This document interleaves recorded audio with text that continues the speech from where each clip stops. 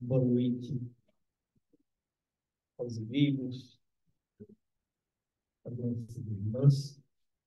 Vamos, nestes minutos, conversar um pouco sobre o que Emmanuel nos ensina desta, desta carta de Paulo aos Hebreus. Paulo escreve ao todo, A imagem que eu não botei. Paulo escreve ao todo é, 14, 14 epístolas, ou 14 cartas, 10 consideradas cartas eclesiásticas, 3 cartas pastoris e uma considerada como a carta pessoal, a que ele escreve a Filemon. As 3 pastoris são endereçadas, a primeira carta e a segunda a Timóteo e a primeira carta a Tito. Carta aos Hebreus, portanto, se encaixa dentro dessas outras 10, e há uma, uma discussão se de fato esta carta foi escrita por Paulo, porque ela se diferencia totalmente das demais. Então, alguns estudiosos entendem que não foi ele que escreveu, outros entendem que sim. O fato é que há um consenso de ter deixado como sendo Paulo o autor desta carta aos Hebreus. De fato, ela se difere das demais, porque Paulo escreve não para todos os hebreus ou os judeus. Ele se dirige especificamente aos recém-conversos, ou seja, aos judeus convertidos ao cristianismo. E ele escreve essa carta por volta do ano 62 a 63 da nossa era. E é interessante observar algumas características que marcam esta carta. Primeiro, que a gente observa quando começa a ler, é que ele tenta fazer uma ruptura entre os ensinos do Velho Testamento e os ensinos do Novo Testamento. Paulo sabia que os hebreus conheciam o Velho Testamento, e de fato conheciam. Então ele começa a falar sobre textos, passagens do Velho Testamento, dando uma conotação sobre a visão que Jesus veio nos oferecer acerca da nossa relação com Deus, do respeito que devemos ter com a divindade. Enquanto os hebreus primavam pela obediência a Deus, mediante o temor, Jesus veio nos oferecer uma obediência a Deus, mas pela ótica do amor, da devoção. Enquanto os hebreus justificavam, muitas vezes, práticas, como diz Emmanuel no texto, consideradas criminosas, como forma de obediência a Deus, Jesus veio mostrar, veio ensinar e, acima de tudo, veio vivenciar de que o ato de violência jamais pode ser utilizado para representar o amor que se tem a Deus. Os hebreus, portanto, viam a Deus como o Senhor dos exércitos. E para obedecê-lo, teria que submeter-se e submeter a quantos fossem necessários aos mais variados tipos de sacrifícios. O Velho Testamento está cheio de relatos a esse respeito. A gente observa logo no versículo 3, versículo 5, versículo 6 da carta de Paulo, que ele diz que, diferentemente do que se acreditava no passado acerca dos sacrifícios, acerca dos holocaustos, acerca das ofertas, das oferendas, seria impossível eximir-se ou libertar-se dos pecados pelo sangue dos animais ou pelo sacrifício de bodes. Ele usa essa expressão. Ele diz ainda que, ao se fazer sacrifícios em períodos específicos do ano, por exemplo, muito mais estaria fazendo uma comemoração ao pecado do que exatamente fazendo um ato para se libertar dos pecados ou se libertar dos erros. Nestes atos de ofertas, de oferendas, portanto, Paulo dizia que muito mais estaria se exaltando o próprio pecado quando se fazia esse tipo de comemoração do que exatamente fazendo um esforço interior para se libertar deles. Portanto, Paulo vem romper nesta carta aos Hebreus com todo a fórmula, com toda a liturgia judaica ainda arraigada ao Velho Testamento, a respeito de como se devia agradecer, como se devia direcionar-se a Deus. E daí ele diz, no recorte feito por Emmanuel, que Deus não se agrada com sacrifícios, com ofertas, com holocaustos e oblações pelo pecado. Deus se agrada muito mais pela oração, pela devoção feita com o coração aberto e uníssono à lei divina. A melhor forma, portanto, de nós nos oferecermos em adoração a Deus não é fazendo oferendas, ofertas ou holocaustos, mas entrando em nós mesmos e no altar do nosso coração nos voltarmos para Deus. Portanto, a gente observa claramente que ele vem fazer um divisor de águas com esta carta aos Hebreus, mostrando o ensino mosaico e o ensino ou a nova aliança proposta por ele para fins de reconciliação entre a criatura e o Criador. Emmanuel, portanto, diz: o mundo antigo não compreendia as relações com o Altíssimo senão através de suntuosas oferendas e pesados holocaustos. Como falamos daqui a pouco, o Velho Testamento está pejado de exemplos dessa natureza. A gente conhece aqui um desafio que o profeta, agora me faltou o nome, fez aos seguidores de Baal. Elias. Bem, é muito bom ter um assessor aqui, porque a idade vai chegando, né?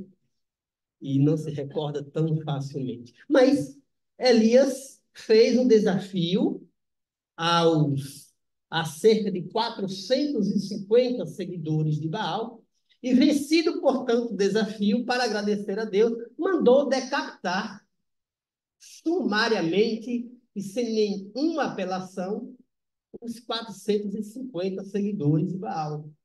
Imaginemos tamanha agressão à própria lei divina, e olha que se fazia isso em homenagem a Deus.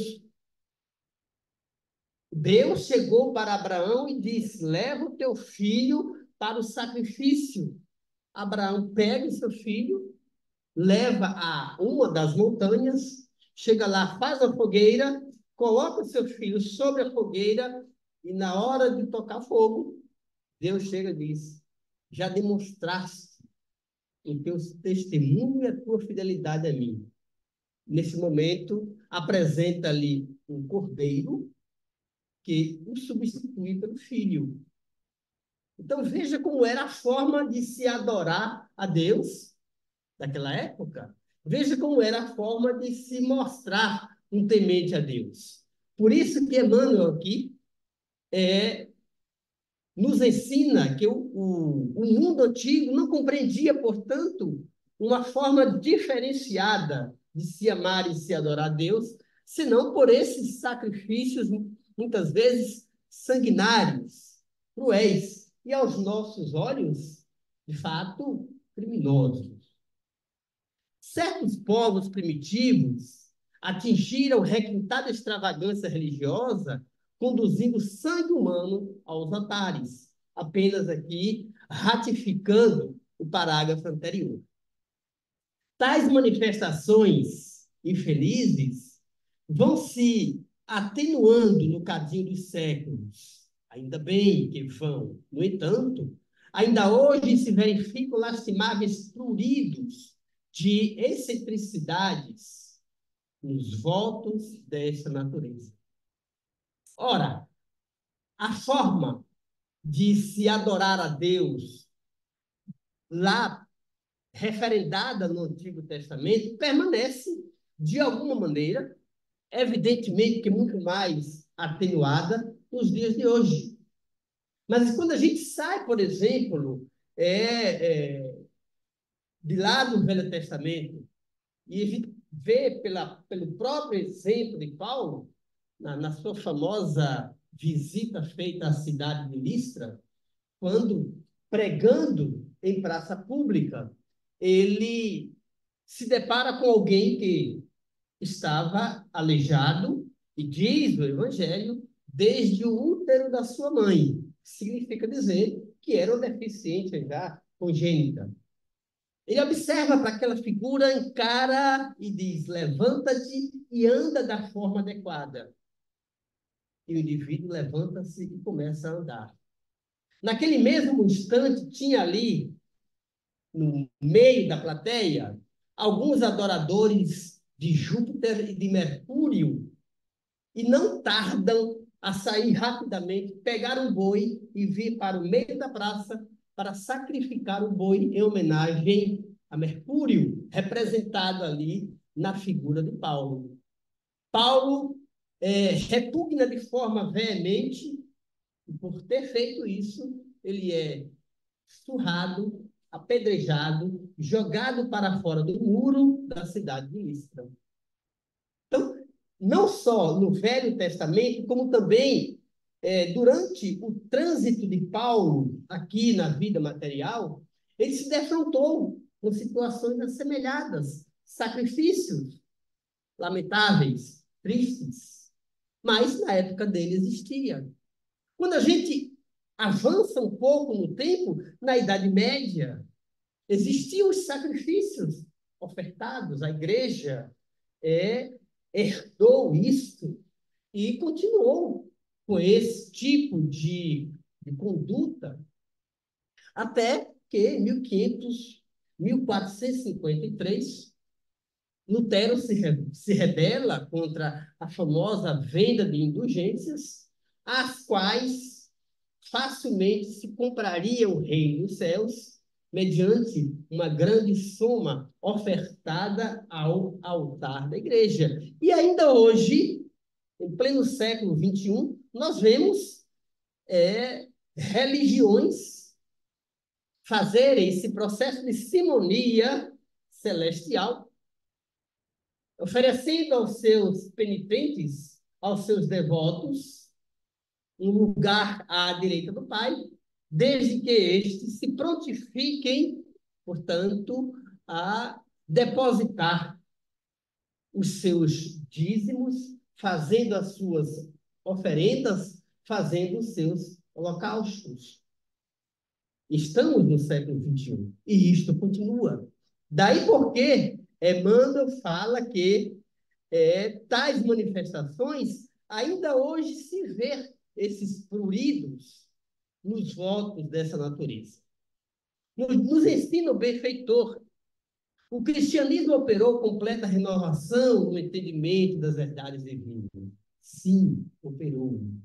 Contudo, ainda em suas fileiras costumam surgir absurdas promessas que apenas favorecem a intromissão da ignorância e do vício.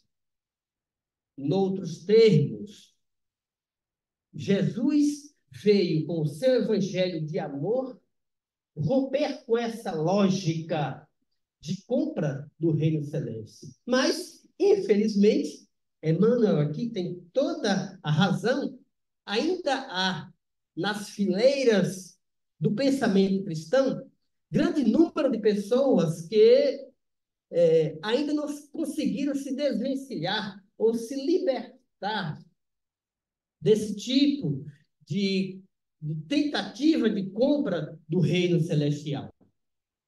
Que muito mais, diz aqui, favorece a intromissão da ignorância e do vício. Isso se torna, muitas vezes, um vício inseparável dessas pessoas que tentam, a todo custo, e das mais diversas formas, fazer o comércio com o reino celeste.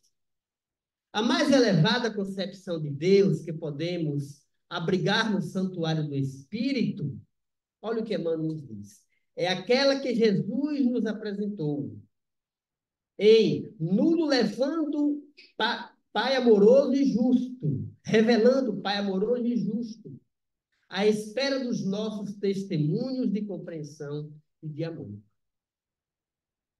Na questão 653, Livro dos Espíritos, Lei da Adoração, Kardec pergunta, é necessário essas manifestações externas para, de fato, adorarmos a Deus? Os amigos espirituais respondem, não.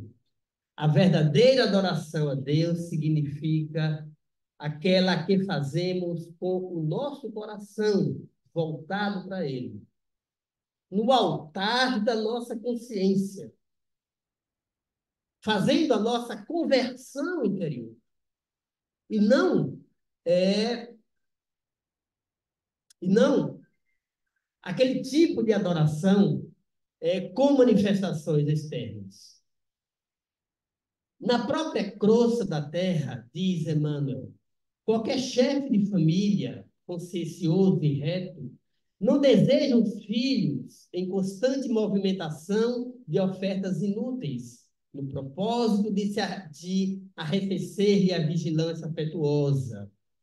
Se tais iniciativas não agradam aos progenitores humanos, caprichosos e falíveis, como atribuir semelhante falha ao Todo-Poderoso, no pressuposto de conquistar a benemerência celeste?